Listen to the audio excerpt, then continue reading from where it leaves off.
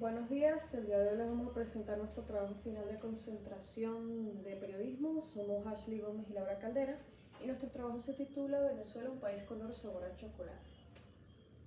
A modo de introducción, el cacao es una fruta tropical, también llamada Theobromina cacaoele, la cual significa en griego alimento de los dioses, y es originaria de Centroamérica y de Sudamérica y lo utilizaban los aztecas para crear una pasta amarga llamada chocolatl, que es donde viene el nombre de chocolate.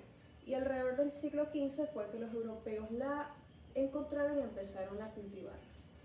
Las denominaciones de origen son productos agroalimentarios de una calidad única certificada a nivel oficial internacional, las cuales deben su calidad al sitio específico en el que se elaboran. En Venezuela hay tres, que son el cacao de Chuao, el ron y el cocuy de penca.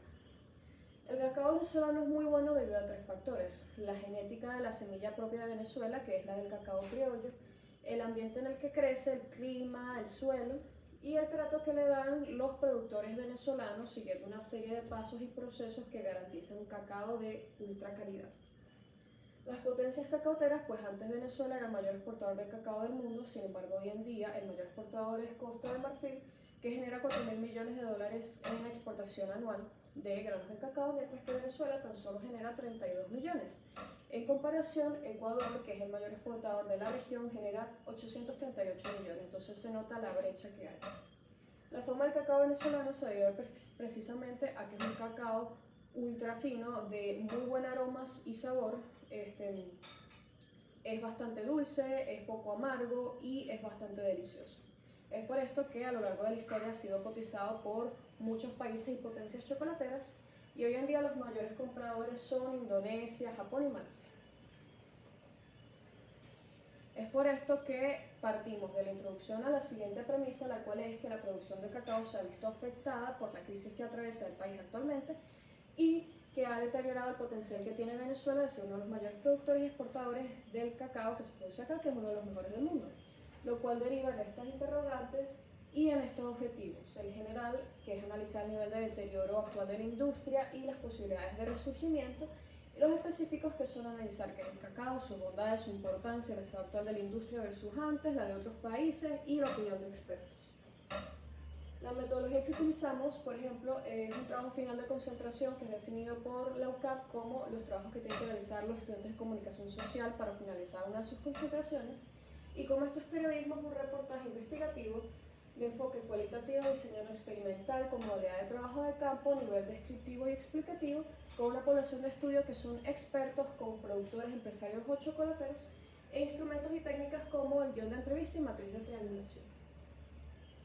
Esta es la matriz de categorización de las variables de las cuales sacamos estas preguntas que utilizamos en el guión de entrevista. Este trabajo tiene 4 capítulos y de ellos seleccionamos 2 que consideramos reflejan mejor los objetivos del trabajo. La historia del cacao en Venezuela es que el cacao fue el mayor rubro de exportación nacional de los siglos XVII al XIX, hasta que fue reemplazado parcialmente por el café y después por el petróleo. Inició con las misiones de monjes dominicos que venían a Venezuela y que, mediante guías de los indígenas de acá que vencían pastas amargas llamadas chorotes, empezaron a cultivar cacao en parcelas eclesiásticas. Después vinieron otras olas de migrantes europeos, españoles, que crearon latifundios y grandes cacaos con una mayoría de obra de mano negra esclava.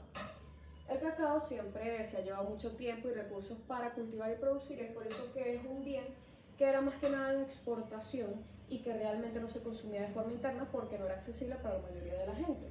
Es de producción artesanal y la forma de producirlo en el siglo XVII es casi igual a la que se utiliza hoy en día. Y es por esto que el cacao se cultiva en casi toda Venezuela, pero los más destacados son los del sur del lago Maracaibo, Tucacas, Barlovento, Chuao, Guayana y Cumaná. La Real Compañía Guipuzcoana fue creada con el fin de controlar el contrabando que se surgió a través del cacao, y es por esto que tuvo un resurgimiento de la industria. Sin embargo, cuando cerró, el monopolio del cacao disminuyó y es una tendencia que se impuso en la actualidad. Las 2 grandes guerras de Venezuela, la independencia y la guerra federal, destrozaron casi por completo el aparato productivo que tenía Venezuela desde la época colonial. Y es por esto que las zonas históricamente cacaoteras quedaron en manos de las personas que vivían ahí, que son principalmente familias afro-venezolanas, y es por esto que hoy en día esas regiones son habitadas por personas negras cuyo negocio cacautero es bastante hereditario y familiar. De 1910 en adelante surge la industria petrolera que reemplazó cualquier otro rubro que no fuera el petróleo, y la migración del campo a la ciudad hizo que la población productora disminuyera muchísimo. Sin embargo, cuando se creó el Fondo Nacional del Cacao en 1975, hubo un resurgimiento debido a la monopolización de los precios a estándar internacional, pero que volvió a decaer cuando cerró en 1999. Duré 5 minutos y medio, yay.